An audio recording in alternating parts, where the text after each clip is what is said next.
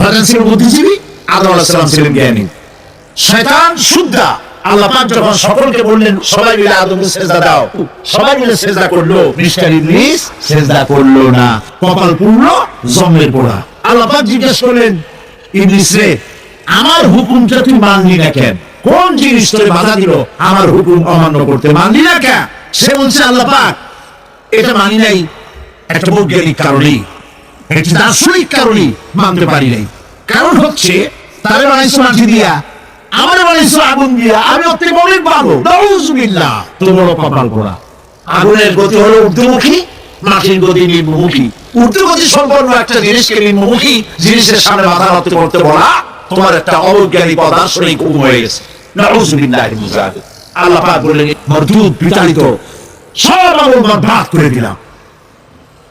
দেখেন, অপরাধ শয়তান করেছে, অপরাধ আদম আলাইহিস সালাম করেছে। একজন অপরাধ করে শয়তান হয়ে গেল, আরেকজন অপরাধ করে আল্লাহর পয়গম্বর হয়ে গেল। কারণ হলো শয়তান বুদ্ধিজীবী, বুদ্ধির আশ্রয় নিল।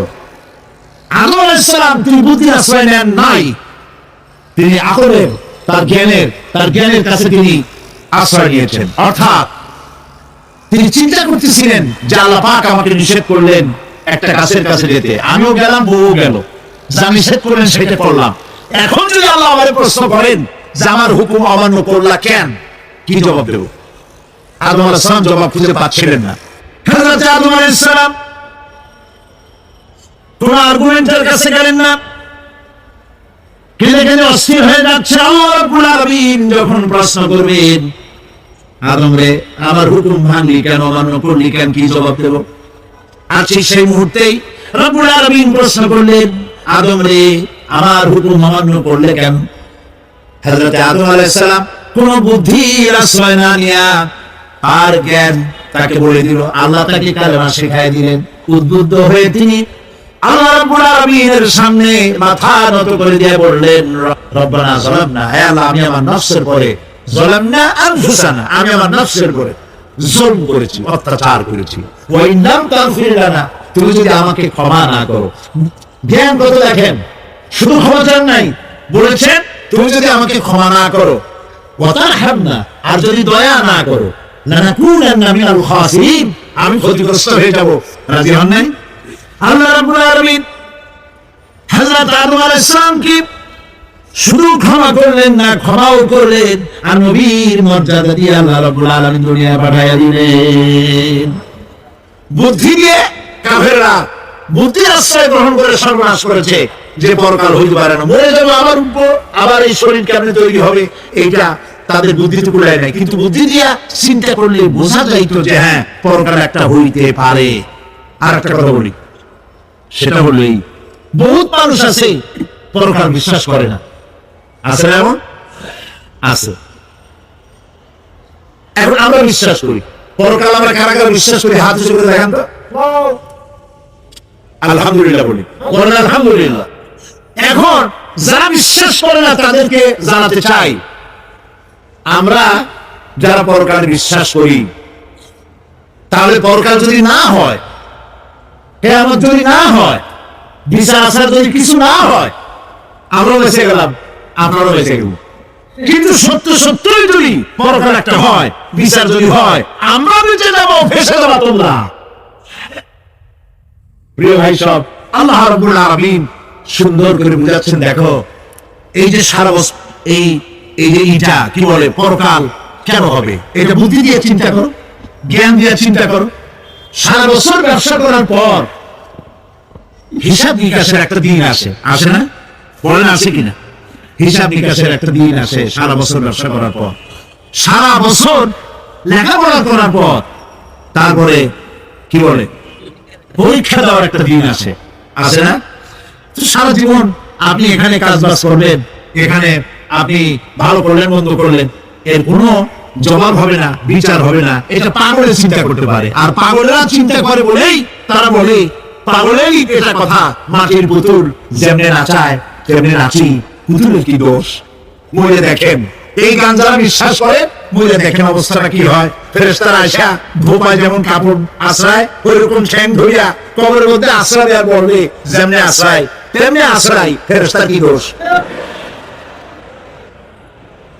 কাজে এই পৃথিবী শেষ কথা নয়, মৃত্যু অবধারিত।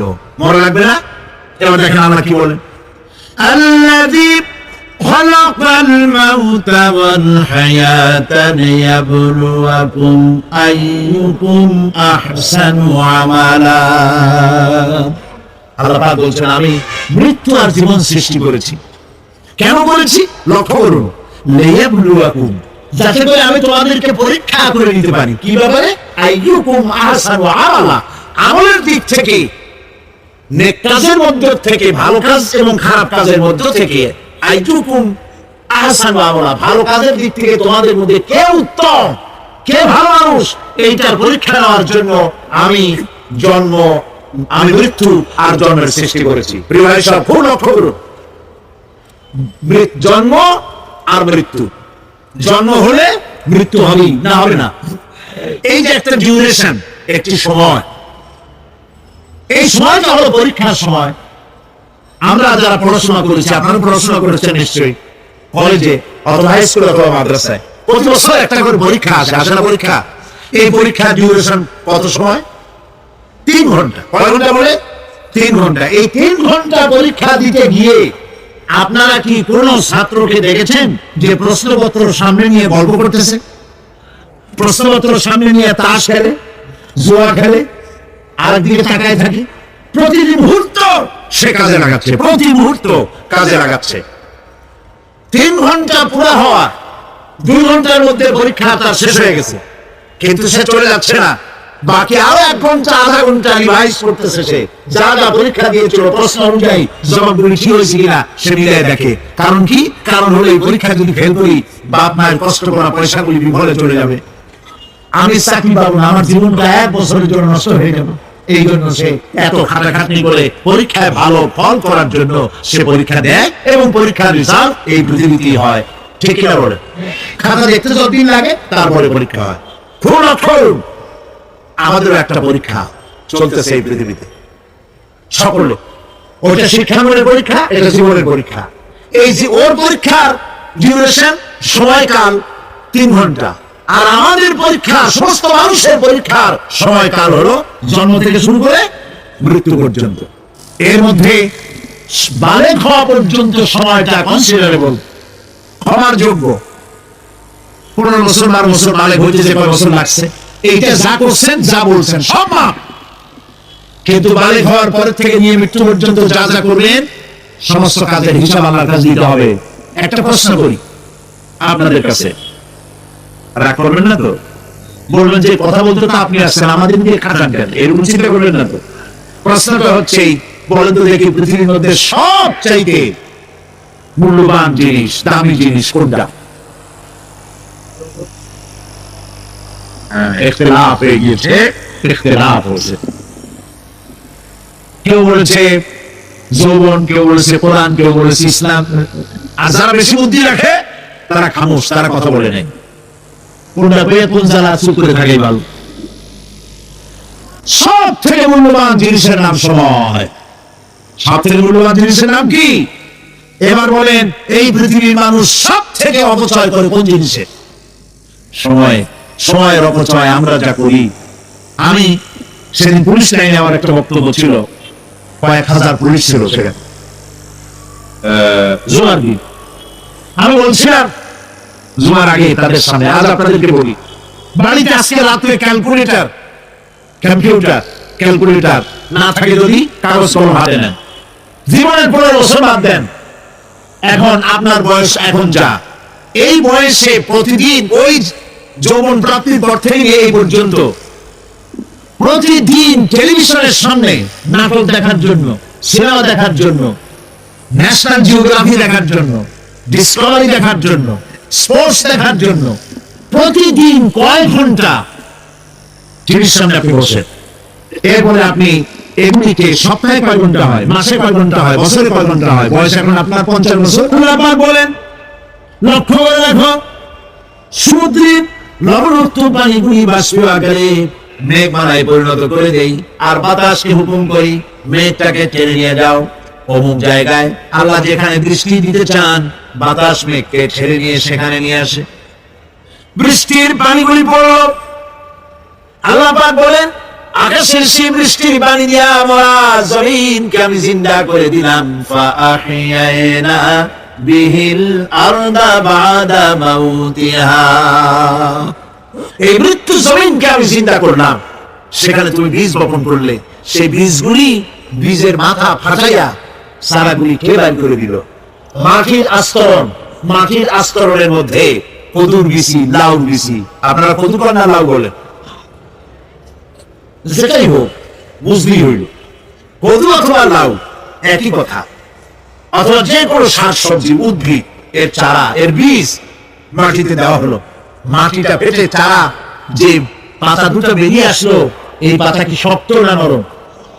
তাহলে মাটিটা ফাটাইয়া পাতা দুটো বাইর করে দিল কে? সুবহানাল্লাহ বলে। মরা জমিন থেকে, মরা জমিনে বৃষ্টির পানি দিয়ে জমিনটাকে জিন্দা করে তার ভিতর থেকে আমি এভাবে করে জিন্দা করি, উদ্ভিদ গুলিকে জিন্দা করে দেই। ঠিক একইভাবে কাযালিকান নুশুর, এইভাবে করে কিয়ামতে তোমাদেরকে উঠানো হবে। সুবহানাল্লাহ। লাল শাক দেখছেন? লাল শাক খান না আপনারা? বীজগুলো ছোট ছোট বীজগুলি ছড়াই দেন, দেখবেন কয়েকদিনের মধ্যে মাটির থেকে সব উদ্গত হয়ে যাবে। আল্লাহ পাক এই পৃথিবীতে আমাদের সৃষ্টি করেছিলেন, কবরের মধ্যে আমরা চলে যাব। সে কবর কি, হাসর কি ইত্যাদি বলবো ইনশাআল্লাহ ধীরে ধীরে। তো মাটির ভিতর থেকে এই গাছগুলি, চারাগুলি যেভাবে উদ্গত হয়, আল্লাহ পাক বলছেন এইভাবে করে আমি তোমাদেরকে জিন্দা করব, আবার উঠাবো, এতে কোনো সন্দেহ নাই। সুবহানাল্লাহ। রব্বুল আলামিন দৃষ্টান্ত দিয়ে বোঝাচ্ছেন, আলাম ইয়াকুন নুতফাতাম মিন মানিয়্যিন ইউমনা সুম্মা কানা আলাকাতান ফাখালাকা ফাসাওয়া ফাজআলা মিনহু আয-যাওজাইনি আয-যাকারা ওয়াল উনসা। আল্লাহ পাক বলেন মানুষকে নিকৃষ্টতম মাতৃগর্ভে নিক্ষিপ্ত এক ফোঁটা পানি ছিল না, আমি তার থেকে আকার আকৃতি দিয়ে সুগঠিত করে মানুষের আকার দান করেছি, আর মায়ের পেটের ভিতরে আমি নারী আর পুরুষ বানাইছি, কন্যা সন্তান এবং পুত্র সন্তান বানাইছি। সুবহানাল্লাহ। এখন মানুষের কাছে আমরাও পারি। এই যে ক্লোনিং সিস্টেম একটা শুরু হয়েছে, শুনছেন আপনারা? কথা না বলে বুঝি কি ক্লোনিং পদ্ধতি? এটি ক্লোনিং পদ্ধতি বিজ্ঞানীরা যারাই কাজটা করতেছে, তারা বিশ্ব সভ্যতাকে বিনষ্ট করার একটি মারাত্মক কাজে তারা হাত দিয়েছে। ক্লোনিং পদ্ধতিতে যে যা কিছু তৈরি হয়, এর আগে ভেড়ার বাচ্চা হয়েছে, ছাগলের বাচ্চা বানাইছে, সেগুলি তার মায়ের মতোই হয়েছে অথবা পিতার মতো হয়েছে। পিতার ডিএনএ নিয়ে একটা পুরুষ জাতীয় জন্তুর ডিএনএ অথবা স্ত্রী জাতীয় একটি জন্তুর ডিএনএ নিয়ে তারপরে বিশেষ প্রক্রিয়ার মাধ্যমে সন্তান, এই বাচ্চা উৎপাদনের ব্যবস্থা তারা শুরু করেছে পশু দিয়ে। এরপরে মানুষ এভাবে করা যায় কিনা সেই চিন্তা তারা করেছে। ইতিমধ্যে নাকি দুটো বাচ্চা হয়েছে, এটা সত্য না মিথ্যা এখনো যাচাই করা যায় নাই। কিন্তু পশুর থেকে যেগুলো হয়েছে সবগুলি রোগ নিয়ে আসছে পৃথিবী থেকে, এক নম্বর কথা।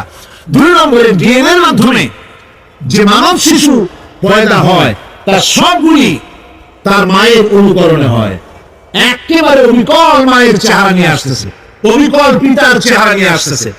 চিন্তা করুন, এই মেয়ে যখন বয়স প্রাপ্ত হবে তখন তার পিতা কি করে বুঝবে তার বউ কোনটা আর মেয়ে কোনটা? কথা শুনতেছেন? পিতার অবিকল চেহারা নিয়ে একটা সন্তান আসলো, এখন সন্তান বড় হয়েছে, তার মা কি করে বুঝবে যে আমার স্বামী আসছে, আমার ছেলে আসছে? মানুষের এই হাজার হাজার crore crore million billion trillion মানুষ আল্লাহ পাক সৃষ্টি করেছেন এই পৃথিবীতে। একটা মানুষের চেহারার সাথে আরেকটা মানুষের মিল, গলার আওয়াজেও মিল নাই। যতই নকল করার চেষ্টা করুক একজন আরেকজনের, ধরা পড়ি, ঠিক কিনা কর, ধরা পড়বেই। গলার আওয়াজের যদি মিল থাকতো কি হইতো? এই যে মাহফিলে আসছেন আপনার ওয়াজ শুনতে, বউ আছে বাড়ি, আপনার অবিকল আপনার আওয়াজের মতো একজন, গলার আওয়াজ ঠিক একই রকম, আপনার ঘরের দরজা কাছে দিয়ে বলতো, শুনছো আমি আসছি, দরজা খুলে দাও। তারপর দরজা খুললে কি হতো চিন্তা করো, সুবহানাল্লাহ বলবেন না? সুতরাং ক্লোনিং পদ্ধতিতে যারা মানুষ বানাবার চেষ্টা করছে বিশ্ব সভ্যতাকে ধ্বংস করার জন্য, নৈতিকতার বাঁধকে ভেঙে দিয়ে পৃথিবীকে জেনা ব্যভিচারের একটি বিশাল একটি জাহান্নামে পরিণত করার জন্য তারা এই চেষ্টা চালাচ্ছে। উচিত হবে পৃথিবীর সমস্ত নেতৃবৃন্দ, বিশ্ব নেতৃবৃন্দের ঐক্যবদ্ধ হয়ে এই দুঃসাহসিক কাজকে বাধা দিয়ে বন্ধ করে দেওয়া উচিত। আল্লাহর সৃষ্টির সাথে পাল্লা দিতে গেলে ধ্বংস ছাড়া পথ থাকবে না। লক্ষ্য করেছেন, আপনি সাক্ষী দিলে আজ এক সাক্ষী দেবেন, কালকে বলবেন ওই সাক্ষী আমি দেইনি। আজকে সই করেছেন, কালকে বলবেন ওই সই আমি করি নাই। কিন্তু আল্লাহ রাব্বুল আলামিন আপনার ফিঙ্গারপ্রিন্ট, আপনার আঙ্গুলের ছাপ এমন করে দিয়েছেন, এই আঙ্গুল দিয়ে যদি কাগজের উপর একটা টিপ মারেন, টিপ সই করেন, আপনার বাবা কবর থেকে উঠে এসেও বলতে পারবে না যেটা আপনার না। আদম আলাইহিস সালাম থেকে আজ পর্যন্ত, আজ থেকে নিয়ে কিয়ামত পর্যন্ত যত মানুষ পৃথিবীতে এসেছে আর আসবে, কোন মানুষের আঙ্গুলের রেখার সঙ্গে আর একজন আঙ্গুলের রেখার মিল হবে না। এ হচ্ছে আমার আল্লাহর সৃষ্টি, সুবহানাল্লাহ। সুতরাং তিনি বলছেন, আমি মাতৃগর্ভের ভিতরে সন্তান তৈরি করি, সেই সন্তানকে কোনটা কন্যা সন্তান, কোনটা পুত্র সন্তান আমি বানাই। এই কাজটা যিনি পারেন, এবার দেখেন সামনে কি বলতেছেন আল্লাহ, এই কাজটি যিনি করতেছেন, আলাইসা যালিকা বিকাদিরিন আলা আইয়ুহিয়াল মাউতা। এত বড় কাজ যিনি সম্পাদন করেছেন, এক ফোঁটা নাপাক পানি, এক ফোঁটা নিকৃষ্ট গঙ্গা পানি যা শরীর থেকে নির্গত হয়ে পরে গোসল ফরজ হয়ে যায়, এমন এক ফোঁটা পানি দিয়ে তোমার জন্মের উৎপত্তি করেছি, আকার দিলাম, হাত দিলাম, পাও দিলাম, চোখ দিলাম, সুন্দর করে বানালাম, তারপরে পৃথিবীতে পাঠালাম। এরপরে তুমি কি করে মনে করতে পারো যে সেই আল্লাহ তোমার মৃত্যুর পরে আবার চিন্তা করতে পারবে না? আলাইসা যালিক, আল্লাহ পাক কি তোমাকে মৃত্যুর পরে আলাইসা যালিকা বিকাদির, আল্লাহ পাকের পক্ষে এটা কি সম্ভব নয় যে তোমার মৃত্যুর পরে আল্লাহ আবার চিন্তা করবেন? বলেন অবশ্যই পারবেন, বলেন অবশ্যই পারবেন। প্রিয় ভাই সব, আল্লাহ পাকের পরে বলছে, ইয়া আইয়ুহান নাসু ইন কুনতুম ফি রাইবিন মিনাল বা'সি ফাইন্না খালাকনাকুম মিন তুরাব। হে মানব সকল, যদি সন্দেহ হয় যে আমি তোমাদের পরকাল সম্পর্কে, যদি পুনরুত্থান সম্পর্কে যদি তোমাদের সন্দেহ হয়, জানা থাকা উচিত আমি তোমাদেরকে মাটি দিয়ে সৃষ্টি করেছি, মাটির উপকরণ দিয়ে সৃষ্টি করেছি। এই মাটির সাথে মিশে যাবা, আবার উঠানো হবে। মাটিতে কবরের মধ্যে মুর্দা রাখার সময় কি বলি আমরা? মিনহা খালাকনাকুম ওয়া ফিহা নুঈদুকুম। পড়েন সবাই, মিনহা خلقناكم وفيها نعيدكم ومنها نخرجكم تارة أخرى। মাতৃগর্ভের ভিতরে মানুষকে আল্লাহ রাব্বুল আলামিন হাত পাও চক্ষু কর্ণনাসিকা দিয়ে সুন্দর করে মায়ের পেটের ভিতরে বানায়া এই পৃথিবীতে আল্লাহ পাক পাঠায় দেন। আর আল্লাহ পাক বলেন, সুম্মা নুখরিজুকুম তিফলা, বাচ্চার আকারে মায়ের পেট থেকে বের করে দিলাম। যে আল্লাহ রাব্বুল আলামিন এইভাবে করে তোমাদেরকে সৃষ্টি করেন। যালিকা বিআন্নাল্লাহা হুয়াল হক। জেনে রাখো, এই সব কিছু এই জন্যই ঘটে যেহেতু আল্লাহ রাব্বুল আলামিন, আল্লাহ তাআলা মহা সত্য, তিনি যা বলেন তাও সত্য। তার কথার মধ্যে কোনো রকমের বৈপরীত্য নাই। ব্যারোমিটার যন্ত্র আছে, এই যন্ত্রের মাধ্যমে আবহাওয়া মাপা হয়, বৃষ্টি হবে কি হবে না, ঝড় হবে কি হবে না, জলোচ্ছ্বাস হবে কি হবে না, এগুলি ব্যারোমিটার যন্ত্র দিয়ে, আবহাওয়া মাপা যন্ত্র দিয়ে তারা মাপে। কিন্তু আপনারা কি কখনো শুনেছেন যে রেডিও টেলিভিশনে বলা হয়েছে সন্দীপ কুতুবিয়া হাতিয়ে আছেন মাঠে এবং বাঁশখালী আর কি কোন একটা নাম, কক্সের বাজার, পতেঙ্গা ইত্যাদির উপর দিয়ে 280 মাইল স্পিডে ঝড়ো হাওয়া প্রবাহিত হবে। আগামীকাল 30 ফিট উঁচু হয়ে জলোচ্ছ্বাস হবে। এরকম কথা বলে কেউ? কি বলে? হইতে পারে, বজ্র সহ বৃষ্টিপাত হতে পারে। এবার কোরআন শরীফ দেখুন তো, কোরআন শরীফে কোথাও আছে পরকাল হইলেও হইতে পারে, কবর আযাব এটাও হয়তো হইতে পারে, জান্নাত আর জাহান্নাম থাকতেও পারে, এরকম কথা আছে না। সব কথা ডাইরেক্ট, কোন কথার ভিতরে কোন রকমের বৈপরীত্য নাই। আল্লাহ রাব্বুল আলামিন বলেছেন ইযাস সামাউ ফাতারাত, আকাশ যখন বিদীর্ণ হয়ে যাবে, ওয়া ইযাল কাওয়াকিবু তাসারাত, আর যখন তারকাসমূহ বিক্ষিপ্ত হয়ে পড়বে, ওয়া ইযাল কুবুরু বুসিরাত, আর যখন কবরের ভিতরে যা কিছু আছে সব উদ্গীরণ করে দেওয়া হবে। সমস্ত কথাগুলি ডাইরেক্ট। যালিকা বিআন্নাল্লাহা হুয়াল হক, যেহেতু আল্লাহ মহাসত্য। ওয়া মান আসতাগু মিনাল্লাহি কিলা, আর আল্লাহর চাইতে সত্যবাদী আর কে আছে? বলেন আছে কেউ?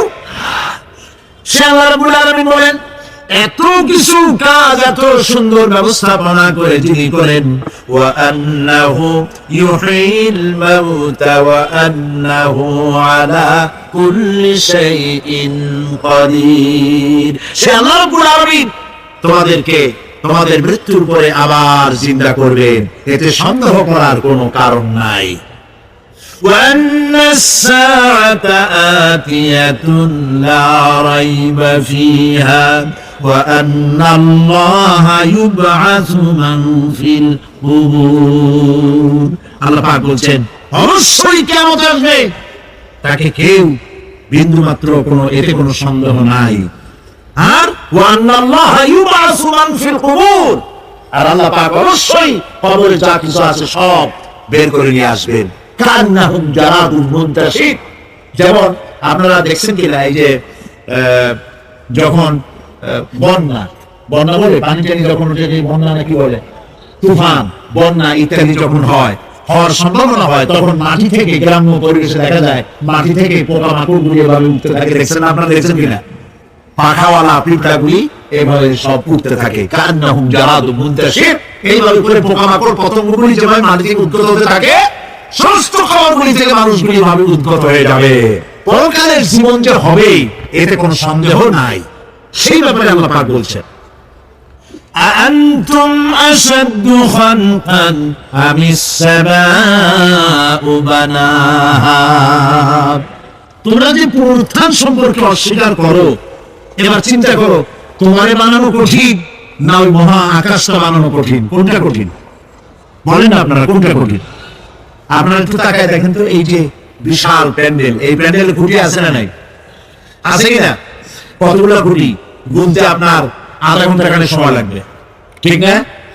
এই একটা প্যান্ডেল বানাতে যদি এতগুলি খুঁটি লাগে, তাহলে বিশাল আকাশে যদি এইরকম খুঁটি লাগতো আকাশটারে ঝুলাই রাখার জন্য, তাহলে চিন্তা করেন তো খুঁটির জ্বালায় গাড়ি চালান যাইতো? আছে কোনো খুঁটি? জোরে বলেন আছে? নাই। ওই আকাশটাকে আল্লাহ পাক বলছেন আনতুম আশাদ্দু খালকান আমিস সামাউ বানাহা, তোমাদের বানানো কঠিন না বিশাল আকাশ বানানো কঠিন? কোনটা কঠিন ছিল?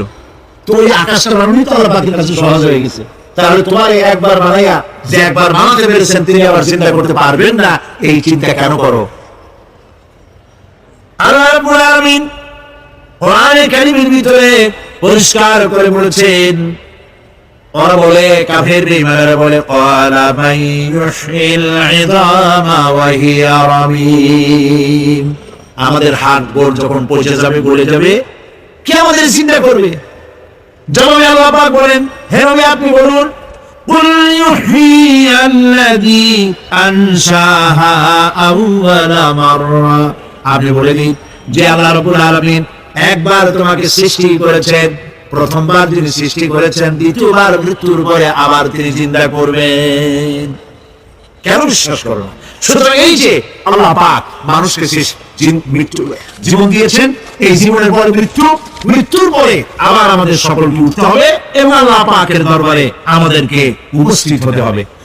এই কথাগুলি যারা অস্বীকার করে, পরকাল যারা মানে না, তাদের সম্পর্কে আল্লাহ পাক বলছেন والذين كذبوا بآياتنا ولقاء الآخرة حبطت أعمالهم আল্লাহ পাক বলেন যারা পরকালকে অস্বীকার করেছে, আখিরাত যারা মানে না, তাদের জিন্দেগীর সকল আমলগুলিকে আল্লাহ পাক বরবাদ করে দিবেন।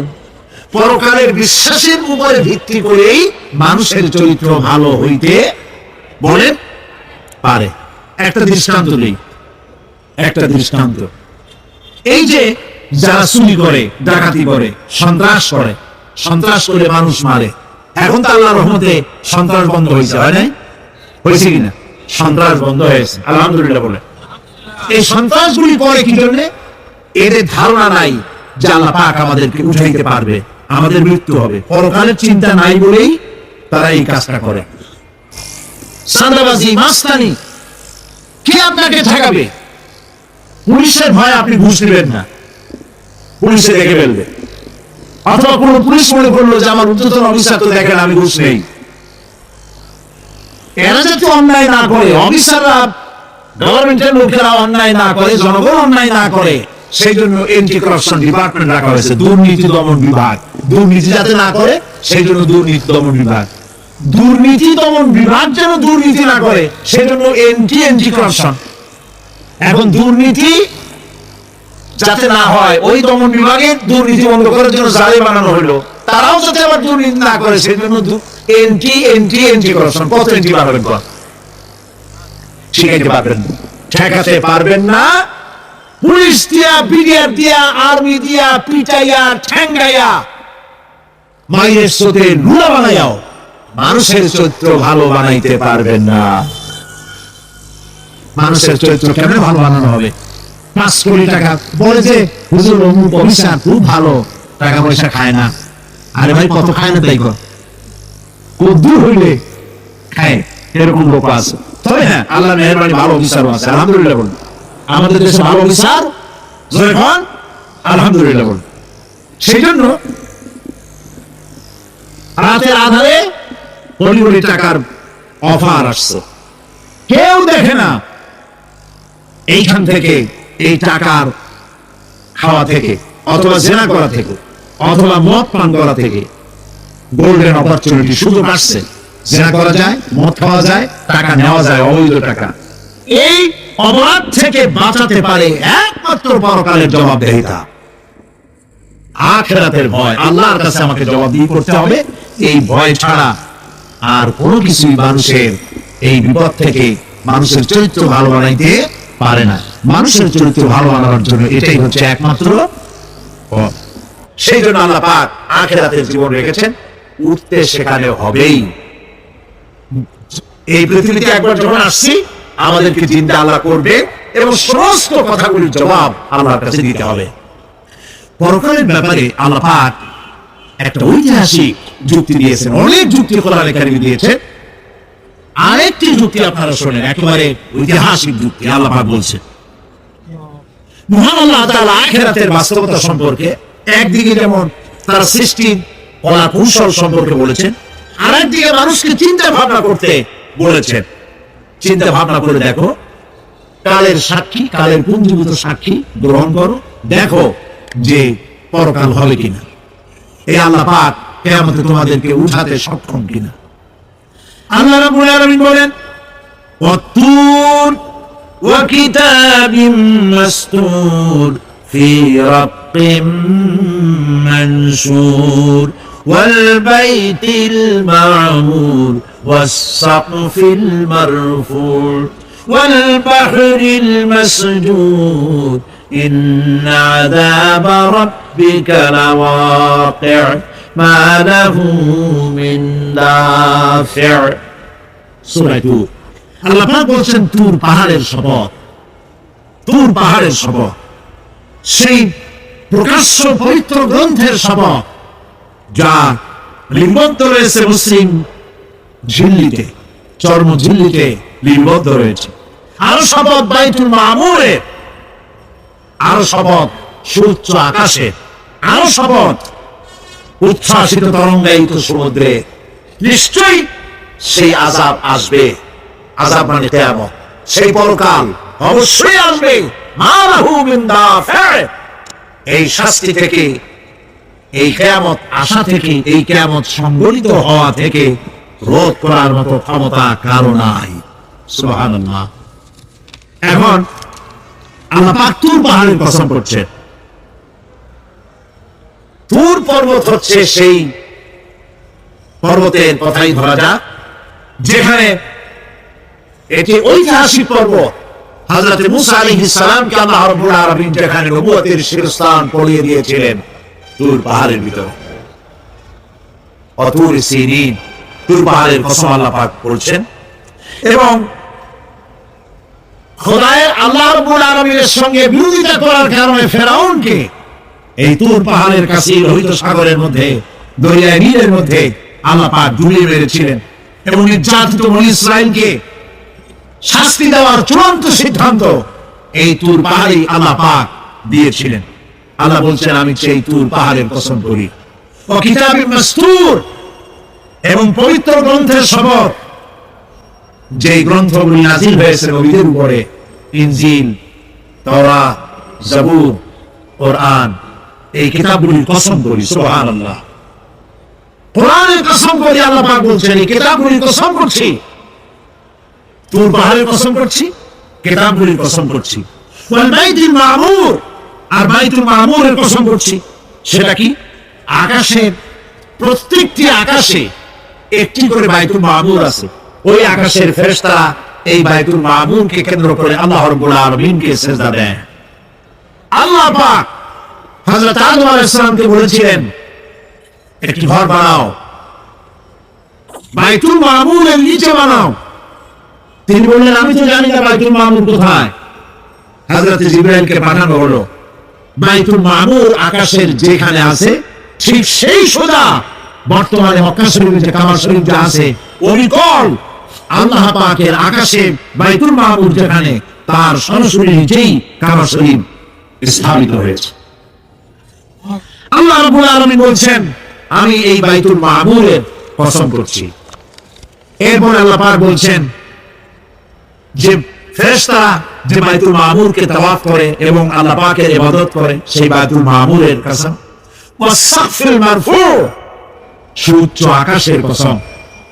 এই আকাশ আল্লাহ পাক সৃষ্টি করেছেন বিগাইরি আমাদিন, কোন রকমের কোন খুঁটি ছাড়াই। সুবহানাল্লাহ বলি আমরা। এই বিশাল আকাশ সম্পর্কে ওই যে বুদ্ধিজীবী যারা, কোরআনের জ্ঞান যাদের কাছে নাই, তারা বলে যে আকাশ বলতে কিছু নাই, ওইটা একটা নীলা নীলা বহু দূর, সেই জন্য নীলা নীলা দেখা যায়। এই পৃথিবী সম্পর্কেও তাদের ধারণা এই পৃথিবীও কিছু না, এটা হলো ওই যে কি বলে, সূর্যের কাছের থেকে একটা উজ্জ্বল জ্যোতিষ্ক খুব ফোর্সে যাচ্ছিল, এই ফোর্স সহ্য করতে না পেরে সূর্যের একটি অংশ মহাশূন্যের উপর ছিটকে পড়লো, ঘুরতে ঘুরতে পৃথিবীর আকার ধারণ করেছে। এই হলো ওদের ধারণা। এক্সিডেন্টের মাধ্যমে নাকি পৃথিবী হয়েছে। মূল কথা হলো, এইভাবে করে যদি কোন একটা গ্রহ উজ্জ্বল জ্যোতিষ্ক যাওয়ার কারণে পৃথিবী হয়ে থাকে, তাহলে এখন তো পৃথিবীতে মানুষ ধরতেছে না, মানুষ তো অনেক বেশি বেড়ে গেছে, তাহলে আরেকটা জ্যোতিষ্ক দয়া করে সূর্যের পাশ দিয়ে যাইয়া আরেকটা খণ্ড ফলাই দিয়া আরেকটা পৃথিবী বানায় না কেন? প্রিয় ভাই সব, আল্লাহ পাক বলছেন ওয়াসসাফিল মারফু, আমি এই বিশাল আকাশে কসম করি। সুবহানাল্লাহ। এরপরে ওয়াল বাহরিল মাসজুর, পৃথিবীতে প্রবাহিত উচ্ছ্বসিত তরঙ্গায়িত সমুদ্র রাশির কসম করি। সুবহানাল্লাহ।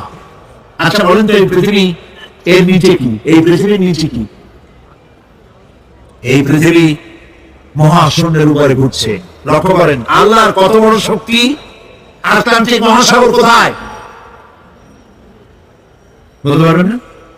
এই পৃথিবীতে। আটলান্টিক মহাসাগর কোথায়? এই পৃথিবীতে। আটলান্টিক মহাসাগর, প্রশান্ত মহাসাগর, ভূমধ্য সাগর, যত সাগর আর মহাসাগর সব এই পৃথিবীতে।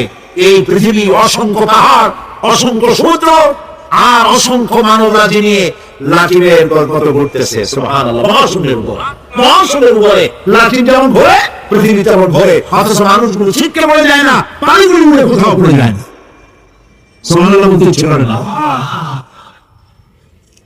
আল্লাহ রাব্বুল আলামিন সূরা ইয়াসিনের মধ্যে বলেছেন, লাশ-শামসু ইয়ানবাগি লাহা أن تدرك القمر ولا الليل سابق النهار وكل في فلك يسبحون সূর্য চন্দ্রের অধিকার নষ্ট করতে পারে না, রাত দুপুর সময় সূর্য উঠবে না, দিনের দুপুর বেলায় চন্দ্র উদিত হয়ে সূর্যের আলোকে নিষ্প্রভ করতে পারে না, চন্দ্র সূর্যের আগে যেতে পারে না, সূর্য চন্দ্রের আগে যেতে পারে না, কারো গায়ে কারো ধাক্কা লাগে না, অসংখ্য তারকারাজি উড়ে বেড়াতেছে, কারোর সাথে কারো কোনো ধাক্কা নাই, কোনো সংঘর্ষ নাই।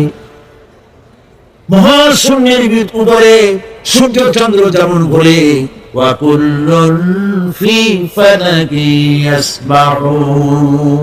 চাঁদ আর সূর্য যেমন ঘোরে, মহাশূন্যে যা আছে তাও ঘোরে।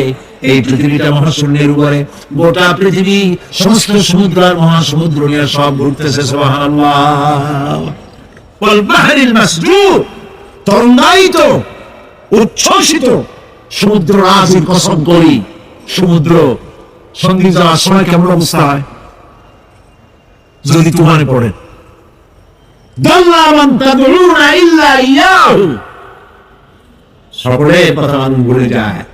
মওজুন কাল জিবাল, পাহাড়ের মতো যখন ঢেউগুলো আসতে থাকে সবাই সব ভুলে যায়, তখন মনে পড়ে শুধু আল্লাহ। হিসাব নিকাশের একটা দিন আসে, আসে না? পড়ে না, আসে কিনা? হিসাব নিকাশের একটা দিন আসে সারা বছর ব্যবসা করার পর, সারা বছর লেখাপড়া করার পর, তারপরে কি বলে পরীক্ষা দেওয়ার একটা দিন আসে, আসে না? সারা জীবন আপনি এখানে কাজ বাজ করবেন, এখানে আপনি ভালো করলেন মন্দ করলেন, এর কোনো জবাব হবে না, বিচার হবে না। এটা পাগলের চিন্তা করতে পারে, আর পাগলেরা চিন্তা করে বলেই তারা বলে, পাগলেরই এটা কথা, মাটির পুতুল যেমনে নাচায় তেমনি নাচি, পুতুলের কি দোষ? মরে দেখেন, এই গান যারা বিশ্বাস করে মরে দেখেন অবস্থাটা কি হয়। ফেরেশতারা আয়সা ধোপায় যেমন কাপড় আশ্রয়, ওই রকম ঠ্যাং ধরিয়া কবরের মধ্যে আশ্রয় দেওয়ার বলবে, যেমনি আশ্রয় তেমনি আশ্রয়, ফেরেশতার কি দোষ? কাজে এই পৃথিবী শেষ কথা নয়, মৃত্যু অবধারিত। মনে লাগবে না?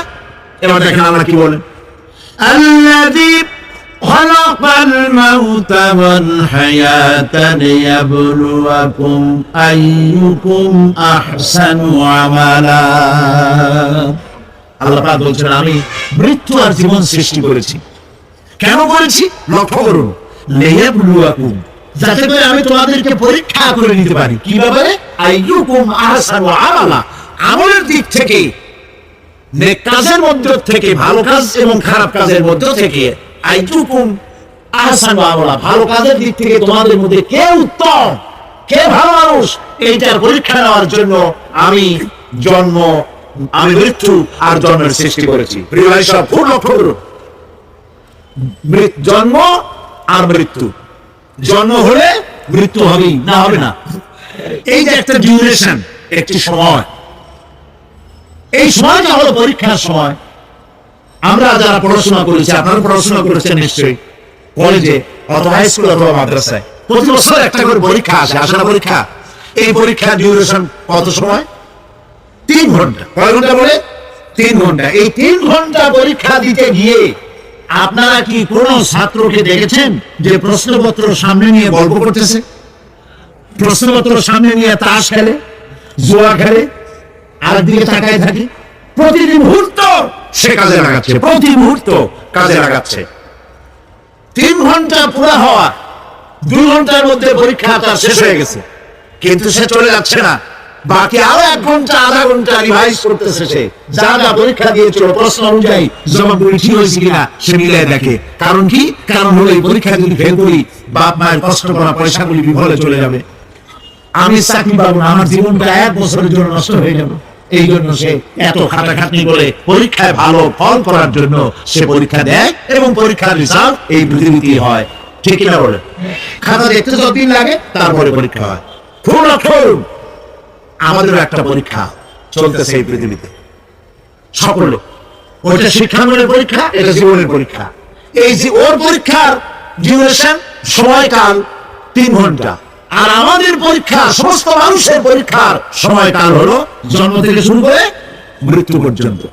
এর মধ্যে বালেগ হওয়া পর্যন্ত সময়টা কনসিডারেবল, ক্ষমার যোগ্য। 15 বছর 12 বছর বালেগ হইতে যে কয় বছর লাগছে, এইটা যা করছেন যা বলছেন সব মাপ। কিন্তু বালেগ হওয়ার পর থেকে নিয়ে মৃত্যু পর্যন্ত যা যা করবেন সমস্ত কাজের হিসাব আল্লাহর কাছে দিতে হবে। একটা প্রশ্ন করি আপনাদের কাছে, রাগ করবেন না তো? বলবেন যে কথা বলতে তো আপনি আসছেন, আমাদের দিয়ে খাটান কেন, এরকম চিন্তা করবেন না তো? প্রশ্নটা হচ্ছে, বলেন তো দেখি পৃথিবীর মধ্যে সব চাইতে মূল্যবান জিনিস, দামি জিনিস কোনটা? ইখতিলাফ হয়ে গিয়েছে, ইখতিলাফ হয়েছে। কেউ বলেছে যৌবন, কেউ বলেছে কোরআন, কেউ বলেছে ইসলাম। আর যারা বেশি বুদ্ধি রাখে তারা খামোশ, তারা কথা বলে নাই। কোনটা কইয়া কোন যারা চুপ করে থাকে ভালো। সব থেকে মূল্যবান জিনিসের নাম সময়। সব থেকে মূল্যবান জিনিসের নাম কি? এবার বলেন, এই পৃথিবীর মানুষ সব থেকে অপচয় করে কোন জিনিসে? সময়। সময়ের অপচয় আমরা যা করি। আমি সেদিন পুলিশ লাইনে আমার একটা বক্তব্য ছিল, কয়েক হাজার পুলিশ ছিল সেখানে, জুমার দিন। আমি বলছিলাম জুমার আগে তাদের সামনে, আজ আপনাদেরকে বলি, বাড়িতে আজকে রাতে ক্যালকুলেটর, কম্পিউটার, ক্যালকুলেটর না থাকে যদি কাগজ কলম হাতে নেন। জীবনের 15 বছর বাদ দেন, এখন আপনার বয়স এখন যা, এই বয়সে প্রতিদিন ওই যৌবন প্রাপ্তির পর থেকে নিয়ে এই পর্যন্ত প্রতিদিন টেলিভিশনের সামনে নাটক দেখার জন্য, সিনেমা দেখার জন্য, ন্যাশনাল জিওগ্রাফি দেখার জন্য, ডিসকভারি দেখার জন্য, স্পোর্টস দেখার জন্য প্রতিদিন কয় ঘন্টা টিভির সামনে আপনি বসেন। এরপরে আপনি এমনিকে সপ্তাহে কয় ঘন্টা হয়, মাসে কয় ঘন্টা হয়, বছরে কয় ঘন্টা হয়? বয়স এখন আপনার 50 বছর। আল্লাহ পাক বলেন, লক্ষ্য করে দেখো, সমুদ্রের লবণাক্ত পানিগুলি বাষ্পীয় আকারে মেঘমালায় পরিণত করে দেই, আর বাতাসকে হুকুম করি মেঘটাকে টেনে নিয়ে যাও অমুক জায়গায়। আল্লাহ যেখানে বৃষ্টি দিতে চান, বাতাস মেঘকে ঠেলে নিয়ে সেখানে নিয়ে আসে। বৃষ্টির পানিগুলি পড়ল, আল্লাহ পাক বলেন, আকাশের সেই বৃষ্টির পানি দিয়া মরা জমিনকে আমি জিন্দা করে দিলাম। ফাআহিয়ানা বিহিল আরদা বাদা মাউতিহা। এই মৃত্যু জমিনকে আমি জিন্দা করলাম, সেখানে তুমি বীজ বপন করলে, সেই বীজগুলি, বীজের মাথা ফাটাইয়া চারাগুলি কে বের করে দিল? মাটির আস্তরণ, মাটির আস্তরণের মধ্যে কদুর বিচি, লাউ বিচি। আপনারা কদু কন্যা লাউ বলেন, যেটাই হোক বুঝলি হইল, কদু অথবা লাউ একই কথা। অথবা যে কোনো শাক সবজি, উদ্ভিদ, এর চারা, এর বীজ মাটিতে দেওয়া হলো, মাটিটা ফেটে চারা যে পাতা দুটো বেরিয়ে আসলো, এই পাতা কি শক্ত না নরম? তাহলে মাটিটা ফাটাইয়া পাতা দুটো বের করে দিল কে? সুবহানাল্লাহ বলে। মরা জমিন থেকে, মরা জমিনে বৃষ্টির পানি দিয়ে জমিনটাকে জিন্দা করে তার ভিতর থেকে আমি এভাবে করে জিন্দা করি, উদ্ভিদ গুলিকে জিন্দা করে দেই। ঠিক একই ভাবে এইভাবে করে কিয়ামতে তোমাদেরকে উঠানো হবে। সুবহানাল্লাহ।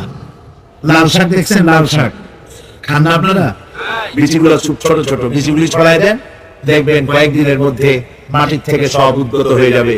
আল্লাহ পাক এই পৃথিবীতে আমাদের সৃষ্টি করেছিলেন, কবরের মধ্যে আমরা চলে যাব। সে কবর কি, হাসর কি, ইত্যাদি বলবো ইনশাআল্লাহ ধীরে ধীরে। তো মাটির ভিতর থেকে এই গাছগুলি, চারাগুলি যেভাবে উদ্গত হয়, আল্লাহ পাক বলছেন এইভাবে করে আমি তোমাদেরকে জিন্দা করব, আবার উঠাবো, এতে কোনো সন্দেহ নাই। সুবহানাল্লাহ। রব্বুল আলামিন দৃষ্টান্ত দিয়ে বুঝাচ্ছেন, আলাম ইয়াকুন নুতফাতাম মিন মানিয়্যিন ইউমনা সুম্মা কানা আলাকাতান ফাখালাকা ফাসাওয়া ফাজআলা মিনহু আয-যাওজাইন আয-যাকারা ওয়াল উনসা। আল্লাহ পাক বলেন, মানুষকে নিকৃষ্টতম মাতৃগর্ভে নিক্ষিপ্ত ফোঁটা পানি ছিল না, আমি তার থেকে আকার আকৃতি দিয়ে সুগঠিত করে মানুষের আকার দান করেছি, আর মায়ের পেটের ভিতরে আমি নারী আর পুরুষ বানাইছি, কন্যা সন্তান এবং পুত্র সন্তান বানাইছি। সুবহানাল্লাহ। এখন মানুষের কাছে আমরাও পারি। এই যে কোলিং সিস্টেম একটা শুরু হয়েছে, শুনছেন আপনারা? কথা না বলে বুঝি কি ক্লোনিং পদ্ধতি? এটি ক্লোনিং পদ্ধতি বিজ্ঞানীরা যারাই কাজটা করতেছে তারা বিশ্ব সভ্যতাকে বিনষ্ট করার একটি মারাত্মক কাজে তারা হাত দিয়েছে। ক্লোনিং পদ্ধতিতে যে যা কিছু তৈরি হয়, এর আগে ভেড়ার বাচ্চা হয়েছে, ছাগলের বাচ্চা বানাইছে, সেগুলি তার মায়ের মতোই হয়েছে অথবা পিতার মতো হয়েছে। পিতার ডিএনএ নিয়ে একটা পুরুষ জাতীয় জন্তুর ডিএনএ অথবা স্ত্রী জাতীয় একটি জন্তুর ডিএনএ নিয়ে তারপরে বিশেষ প্রক্রিয়ার মাধ্যমে সন্তান এই বাচ্চা উৎপাদনের ব্যবস্থা তারা শুরু করেছে পশু দিয়ে। এরপরে মানুষ এভাবে করা যায় কিনা সেই চিন্তা তারা করেছে। ইতিমধ্যে নাকি দুটো বাচ্চা হয়েছে, এটা সত্য না মিথ্যা এখনো যাচাই করা যায় নাই। কিন্তু পশুর থেকে যেগুলো হয়েছে সবগুলি রোগ নিয়ে আসছে পৃথিবীতে, গেল এক নম্বর কথা। দুই নম্বরে ডিএনএর মাধ্যমে যে মানব শিশু পয়দা হয় তার সবগুলি তার মায়ের অনুকরণে হয়, একেবারে অবিকল মায়ের চেহারা নিয়ে আসতেছে, অবিকল পিতার চেহারা নিয়ে আসতেছে। চিন্তা করুন, এই মেয়ে যখন বয়স প্রাপ্ত হবে তখন তার পিতা কি করে বুঝবে তার বউ কোনটা আর মেয়ে কোনটা? কথা শুনতেছেন? পিতার অবিকল চেহারা নিয়ে একটা সন্তান আসলো, এখন সন্তান বড় হয়েছে, তার মা কি করে বুঝবে যে আমার স্বামী আসছে আমার ছেলে আসছে? মানুষের এই হাজার হাজার crore crore million billion trillion মানুষ আল্লাহ পাক সৃষ্টি করেছেন এই পৃথিবীতে, একটা মানুষের চেহারার সাথে আরেকটা মানুষের মিল, গলার আওয়াজেও মিল নাই। যতই নকল করার চেষ্টা করুক একজন আরেকজনের ধরা পড়েই, ঠিক কিনা কর? ধরা পড়বেই। গলার আওয়াজের যদি মিল থাকতো কি হইতো? এই যে মাহফিলে আসছেন আপনার ওয়াজ শুনতে, বউ আছে বাড়ি, আপনার অবিকল আপনার আওয়াজের মতো একজন, গলার আওয়াজ ঠিক একই রকম, আপনার ঘরের দরজা কাছে বলতো, শুনছো আমি আসছি, দরজা খুলে দাও। তারপর দরজা খুলে কি হইতো চিন্তা করেন? সুবহানাল্লাহ বলবেন না? সুতরাং ক্লোনিং পদ্ধতিতে যারা মানুষ বানাবার চেষ্টা করছে বিশ্ব সভ্যতাকে ধ্বংস করার জন্য, নৈতিকতার বাঁধকে ভেঙে দিয়ে পৃথিবীকে জেনা ব্যভিচারের একটি বিশাল একটি জাহান্নামে পরিণত করার জন্য তারা এই চেষ্টা চালাচ্ছে। উচিত হবে পৃথিবীর সমস্ত নেতৃবৃন্দ, বিশ্ব নেতৃবৃন্দের ঐক্যবদ্ধ হয়ে এই দুঃসাহসিক কাজকে বাধা দিয়ে বন্ধ করে দেওয়া উচিত। আল্লাহর সৃষ্টির সাথে পাল্লা দিতে গেলে ধ্বংস ছাড়া পথ থাকবে না। লক্ষ্য করেছেন? আপনি সাক্ষী দিলে আজ এক সাক্ষী দেবেন, কালকে বলবেন তো ওই সাক্ষী আমি দেইনি। আজকে সই করেছেন, কালকে বলবেন ওই সই আমি করি নাই। কিন্তু আল্লাহ রাব্বুল আলামিন আপনার ফিঙ্গারপ্রিন্ট, আপনার আঙ্গুলের ছাপ এমন করে দিয়েছেন, আঙ্গুল দিয়ে যদি কাগজের উপর একটা টিপ মারেন, টিপ সই করেন, আপনার বাবা কবর থেকে উঠে এসেও বলতে পারবে না যেটা আপনার না। আদম আলাইহিস সালাম থেকে আজ পর্যন্ত, আজ থেকে নিয়ে কিয়ামত পর্যন্ত যত মানুষ পৃথিবীতে এসেছে আর আসবে, কোন মানুষের আঙ্গুলের রেখার সঙ্গে আর একজন আঙ্গুলের রেখার মিল হবে না। এ হচ্ছে আমার আল্লাহর সৃষ্টি। সুবহানাল্লাহ। সুতরাং তিনি বলছেন, আমি মাতৃগর্ভের ভিতরে সন্তান তৈরি করি, সেই সন্তানকে কোনটা কন্যা সন্তান, কোনটা পুত্র সন্তান আমি বানাই। এই কাজটা যিনি পারেন, এবার দেখেন সামনে কি বলতেছেন আল্লাহ। এই কাজটি যিনি করতেছেন, আলাইসা যালিকা বিকাদিরিন আলা আইয়ুহিয়াল মাউতা। এতগুলো কাজ যিনি সম্পাদন করেছেন, এক ফোঁটা নাপাক পানি, এক ফোঁটা নিকৃষ্ট গন্ধা পানি যা শরীর থেকে নির্গত হয়ে পরে গোসল ভালো হয়ে যায়, এমন এক ফোঁটা পানি দিয়ে তোমার জন্মের উৎপত্তি করেছি, আকার দিলাম, হাত দিলাম, পাও দিলাম, চোখ দিলাম, সুন্দর করে বানালাম, তারপরে পৃথিবীতে পাঠালাম। এরপরে তুমি কি করে মনে করতে পারো যে সেই আল্লাহ তোমার মৃত্যুর পরে আবার চিন্তা করতে পারবে না? আলাইসা যালিক, আল্লাহ পাক কি তোমাকে মৃত্যুর পরে আলাইসা যালিকা বিকাদিরিন, আল্লাহ পাকের পক্ষে এটা কি সম্ভব নয় যে তোমার মৃত্যুর পরে আল্লাহ আবার চিন্তা করবেন? বলেন অবশ্যই পারবেন, বলেন অবশ্যই পারবেন। প্রিয় ভাই সব, আল্লাহ পাক এরপরে বলছে, ইয়া أيها الناس إن كنتم في ريب من البعث فإنا خلقناكم من تراب এ মানব সকল যদি সন্দেহ হয় যে আমি তোমাদের পরকাল সম্পর্কে যদি পুনরুত্থান সম্পর্কে যদি তোমাদের সন্দেহ হয় জানা থাকা উচিত আমি তোমাদেরকে মাটি দিয়ে সৃষ্টি করেছি, মাটির উপকরণ দিয়ে সৃষ্টি করেছি। এই মাটির সাথে মিশে যাবা, আবার উঠানো হবে। মাটিতে কবরের মধ্যে মুর্দা রাখার সময় কি বলি আমরা? মিনহা খলাকনাকুম ওয়া ফিহা নুঈদুকুম। পড়েন সবাই। মিনহা خلقناكم وفيها نعيدكم ومنها نخرجكم تارة أخرى মাতৃগর্ভের ভিতরে মানুষকে আল্লাহ রাব্বুল আলামিন হাত পা চক্ষু কর্ণনাসিকা দিয়ে সুন্দর করে মায়ের পেটের ভিতরে বানায়া এই পৃথিবীতে আল্লাহ পাক পাঠায় দেন। আর আল্লাহ পাক বলেন সুম্মা নুখরিজুকুম তিফলা, বাচ্চার আকারে মায়ের পেট থেকে বের করে দিলাম। যে আল্লাহ রাব্বুল আলামিন এইভাবে করে তোমাদেরকে সৃষ্টি করেন। যালিকা বিআন্নাল্লাহু হুয়াল হক, জেনে রাখো এই সব কিছু এই জন্যই ঘটে যেহেতু আল্লাহ রাব্বুল আলামিন আল্লাহ তাআলা মহা সত্য, তিনি যা বলেন তাও সত্য। তার কথার মধ্যে কোনো রকমের বৈপরীত্য নাই।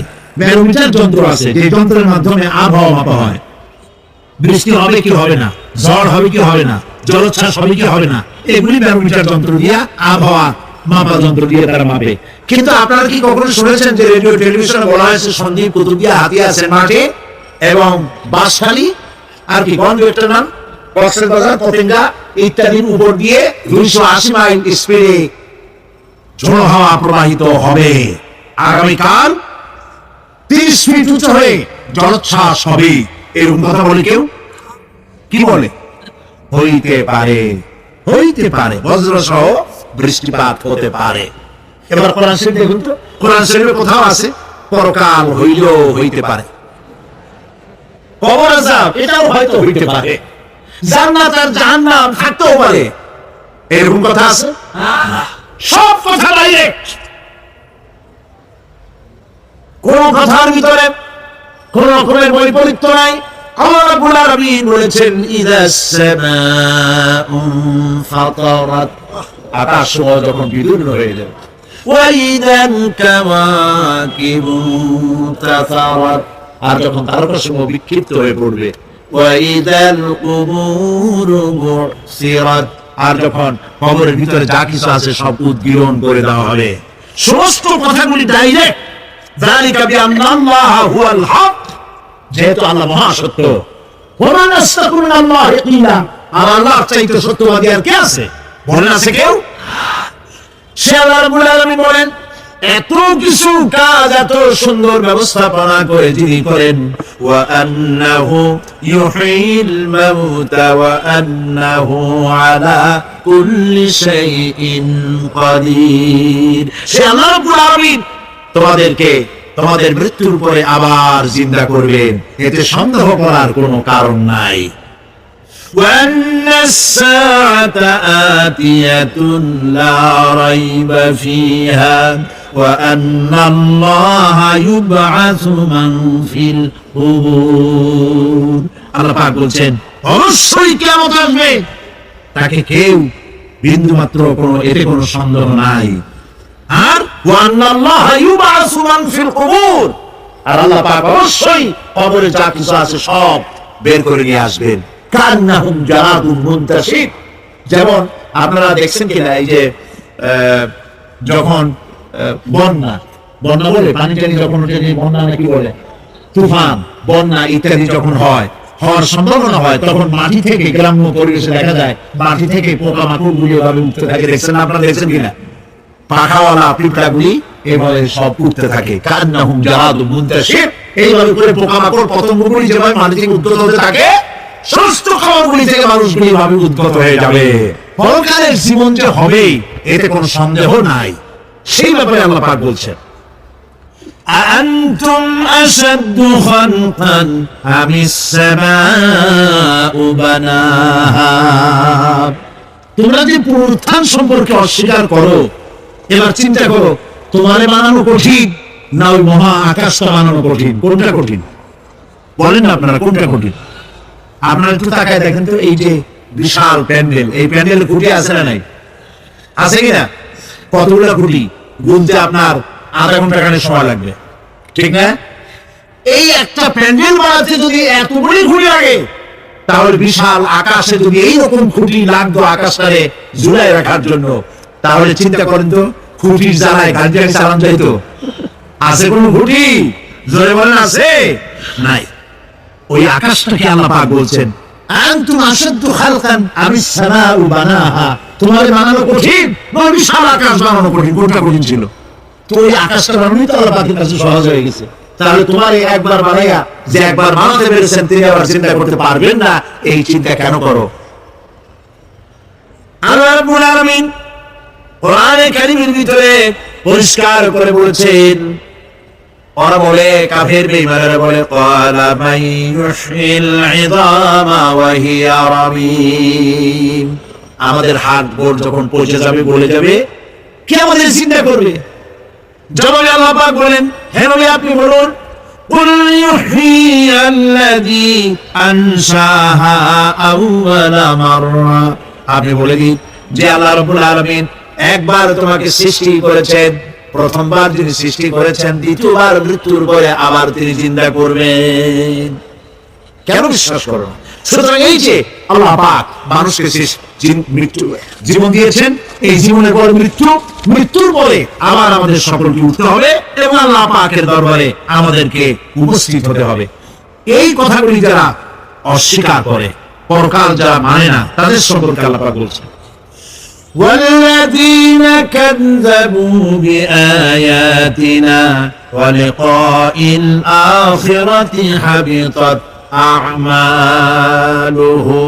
আল্লাহ পাক বলেন, যারা পরকালকে অস্বীকার করেছে, আখিরাত যারা মানে না, তাদের জিন্দেগীর সকল আমলগুলিকে আল্লাহ পাক বরবাদ করে দিবেন। পরকালের বিশ্বাসের উপরে ভিত্তি করেই মানুষের চরিত্র ভালো হইতে বলেন পারে। একটা দৃষ্টান্ত দেই, একটা দৃষ্টান্ত। এই যে যারা চুরি করে, ডাকাতি করে, সন্ত্রাস করে মানুষ মারে, এখন তো আল্লাহর রহমতে সন্ত্রাস বন্ধ হয়েছে, হয় নাই? হয়েছে কিনা? সন্ত্রাস বন্ধ হয়েছে, আলহামদুলিল্লাহ বলে। এই সন্ত্রাসগুলি করে কি জন্য? এদের ধারণা নাই যে আল্লাহ পাক আমাদেরকে উঠাইতে পারবে, আমাদের মৃত্যু হবে, পরকালের চিন্তা নাই বলেই তারা এই কাজটা করে। সাদাবাজি, মাস্তানি, কে আপনাকে ঠেকাবে? পুলিশের ভয় আপনি ঘুষ নেবেন না, পুলিশে দেখে ফেলবে। অথবা কোন পুলিশ মনে করলো যে আমার ঊর্ধ্বতন অফিসার তো দেখেন আমি ঘুষ নেই। এরা যাতে অন্যায় না করে, অফিসাররা, গভর্নমেন্টের লোকেরা অন্যায় না করে, জনগণ অন্যায় না করে, সেই জন্য এন্টি করাপশন ডিপার্টমেন্ট রাখা হয়েছে, দুর্নীতি দমন বিভাগ। দুর্নীতি যাতে না করে সেই জন্য দুর্নীতি দমন বিভাগ। দুর্নীতি দমন বিভাগ যেন দুর্নীতি না করে সেজন্য এন্টি করাপশন। এখন দুর্নীতি যাতে না হয়, ওই দমন বিভাগের দুর্নীতি বন্ধ করার জন্য জারি বানানো হলো, তারাও যাতে আবার দুর্নীতি না করে সেজন্য এন্টি করাপশন। কত এন্টি পারবেন? ঠেকাতে পারবেন, ঠেকাতে পারবেন না। পুলিশ দিয়া, বিডিআর দিয়া, আর্মি দিয়া, পিটাইয়া, ঠ্যাঙ্গাইয়া, মাইরের স্রোতে রুলা বানাইয়াও মানুষের চরিত্র ভালো বানাইতে পারবেন না। মানুষের চরিত্র কেমন ভালো বানানো হবে? 5 কোটি টাকা বলে যে হুজুর অমুক অফিসার খুব ভালো, টাকা পয়সা খায় না। আরে ভাই, কত খায় না তাই কর, দূর হইলে খায়, এরকম লোক আছে। তবে হ্যাঁ, আল্লাহর মেহেরবানি ভালো অফিসার আছে, আলহামদুলিল্লাহ বলুন। আমাদের দেশে ভালো অফিসার যখন, আলহামদুলিল্লাহ বলুন। সেই জন্য রাতের আধারে কোটি কোটি টাকার অফার আসছে, কেউ দেখে না। এইখান থেকে, এই টাকার খাওয়া থেকে, অথবা জেনা করা থেকে, অথবা মদ পান করা থেকে গোল্ডেন অপরচুনিটি, সুযোগ আসছে। জেনা করা যায়, মদ খাওয়া যায়, টাকা নেওয়া যায়, অবৈধ টাকা। এই অপরাধ থেকে বাঁচাতে পারে একমাত্র পরকালের জবাবদিহিতা। আখিরাতের ভয়, আল্লাহর কাছে আমাকে জবাবদিহি করতে হবে, এই ভয় ছাড়া আর কোনো কিছুই মানুষের এই বিপদ থেকে মানুষের চরিত্র ভালো বানাইতে পারে না। মানুষের চরিত্র ভালো বানানোর জন্য এটাই হচ্ছে একমাত্র পথ। সেই জন্য আল্লাহ পাক আখিরাতের জীবন রেখেছেন, উঠতে সেখানে হবেই। এই পৃথিবীতে একবার যখন আসছি আমাদেরকে চিন্তা আল্লাহ করবে এবং সমস্ত কথাগুলির জবাব আল্লাহর কাছে দিতে হবে। পরকালের ব্যাপারে আল্লাহ পাক একটা ঐতিহাসিক যুক্তি দিয়েছেন, অনেক যুক্তি কোরআনে কারিমে দিয়েছে। আরেকটি যুক্তি আপনারা শোনেন, একেবারে ঐতিহাসিক যুক্তি। আল্লাহ পাক বলছেন মহান আল্লাহ তাআলা আখিরাতের বাস্তবতা সম্পর্কে একদিকে যেমন তার সৃষ্টি কলা কৌশল সম্পর্কে বলেছেন, আরেকদিকে মানুষকে চিন্তা ভাবনা করতে বলেছেন। চিন্তা ভাবনা করে দেখো, কালের সাক্ষী, কালের পুঞ্জীভূত সাক্ষী গ্রহণ করো, দেখো যে পরকাল হবে কিনা, এই আল্লাহ পাক কিয়ামতে তোমাদেরকে উঠাতে সক্ষম কিনা। আল্লাহ রাব্বুল আলামিন বলেন ওয়াত্তুর ওয়া কিতাবিম মাসতুর ফি রাক্কিম মানশুর ওয়াল বাইতিল মা'মুর ওয়াস সাকফিল মারফুর। খোদায়ে আল্লাহ রাব্বুল আলামিনের সঙ্গে বিরোধিতা করার কারণে ফেরাউনকে এই তুর পাহাড়ের কাছে লোহিত সাগরের মধ্যে, দরিয়া নীলের মধ্যে আল্লাহ পাক ডুবিয়ে মেরেছিলেন এবং নির্যাতিত বনী ইসরাঈলকে শাস্তি দেওয়ার চূড়ান্ত সিদ্ধান্ত এই তুর পাহাড়ই আল্লাহ পাক দিয়েছিলেন। আল্লাহ বলছেন আমি সেই তুর পাহাড়ের কসম করি, ওয়া কিতাবিম মাসতুর, এবং পবিত্র গ্রন্থের শপথ, যে গ্রন্থগুলি নাজিল হয়েছে নবীদের উপরে, ইনজিল, তাওরাত, জাবুর, কোরআন, এই কিতাবগুলির কসম করি। সুবহানাল্লাহ, কোরআনের কসম করে আল্লাহ পাক বলছেন এই কিতাবগুলির কসম করছি, তুর পাহাড়ের কসম করছি, কিতাবগুলির কসম করছি। ওয়াল বাইতুল মা'মুর, আর বাইতুল মা'মুরের কসম করছি। সেটা কি? আকাশের প্রত্যেকটি আকাশে একটি করে বাইতুল মা'মুর আছে। ওই আকাশের ফেরেশতারা এই বাইতুল মা'মুরকে কেন্দ্র করে আল্লাহ রাব্বুল আলামিনকে সিজদা দেয়। আল্লাহ পাক হযরত আদম আলাইহিস সালামকে বলেছিলেন একটি ঘর বানাও, বাইতুল মা'মুরের নিচে বানাও। তিনি বললেন আমি তো জানি না বাইতুল মা'মুর কোথায়। হযরত জিবরাইলকে পাঠানো হলো, বাইতুল মা'মুর আকাশের যেখানে আছে ঠিক সেই সোজা বর্তমানে মক্কা শরীফে যে কাবা শরীফ যা আছে অবিকল আল্লাহ পাকের আকাশে বাইতুল মা'মুর যেখানে, তার সরাসরি নিচেই কাবা শরীফ স্থাপিত হয়েছে। আল্লাহ রাব্বুল আলামিন বলছেন আমি এই বাইতুল মা'মুরের কসম করছি। এরপর আল্লাহ পাক বলছেন যে ফেরেশতারা যে বাইতুল মা'মুরকে তাওয়াফ করে এবং আল্লাহ পাকের ইবাদত করে, সেই বাইতুল মা'মুরের কসম। ওয়াস সাকফিল মারফু, সুউচ্চ আকাশের কসম। এই আকাশ আল্লাহ পাক সৃষ্টি করেছেন বেগাইরে আমাদিন, কোন রকমের কোন খুঁটি ছাড়াই। সুবহানাল্লাহ বলি আমরা। এই বিশাল আকাশ সম্পর্কে ওই যে বুদ্ধিজীবী যারা, কোরআনের জ্ঞান যাদের কাছে নাই, তারা বলে যে আকাশ বলতে কিছু নাই, ওইটা একটা নীলা নীলা বহুত দূর, সেই জন্য নীলা নীলা দেখা যায়। এই পৃথিবী সম্পর্কেও তাদের ধারণা এই পৃথিবীও কিছু না, এটা হলো ওই যে কি বলে সূর্যের কাছের থেকে একটা উজ্জ্বল জ্যোতিষ্ক খুব ফোর্সে যাচ্ছিল, এই ফোর্স সহ্য করতে না পেরে সূর্যের একটি অংশ মহাশূন্যের উপরে ছিটকে পড়লো, ঘুরতে ঘুরতে পৃথিবীর আকার ধারণ করেছে। এই হলো ওদের ধারণা। এক্সিডেন্টের মাধ্যমে নাকি পৃথিবী হয়েছে। মূল কথা হলো এইভাবে করে যদি কোন একটা গ্রহ উজ্জ্বল জ্যোতিষ্ক যাওয়ার কারণে পৃথিবী হয়ে থাকে, তাহলে এখন তো পৃথিবীতে মানুষ ঘটতেছে না, মানুষ তো অনেক বেশি হয়ে গেছে, তাহলে আরেকটা জ্যোতিষ্ক দয়া করে সূর্যের পাশ দিয়ে যাইয়া আরেকটা খণ্ড হালাই দিয়া আরেকটা পৃথিবী বানায় না কেন? প্রিয় ভাই সব, আল্লাহ পাক বলছেন ওয়াস সাকফিল মারফু, আমি এই বিশাল আকাশের কসম করি। সুবহানাল্লাহ। এরপরে ওয়াল বাহরিল মাসজুর, পৃথিবীতে প্রবাহিত উচ্ছ্বসিত তরঙ্গায়িত সমুদ্র রাশির কসম করি। সুবহানাল্লাহ। আচ্ছা বলেন তো এই পৃথিবী এর নিচে কি? এই পৃথিবীর নিচে কি? এই পৃথিবী মহাশূন্যের উপরে ঘুরছে। লক্ষ্য করেন আল্লাহর কত বড় শক্তি আটলান্টিক মহাসাগর কোথায় বলতে পারবে না? এই পৃথিবীতে। আটলান্টিক মহাসাগর কোথায়? এই পৃথিবীতে।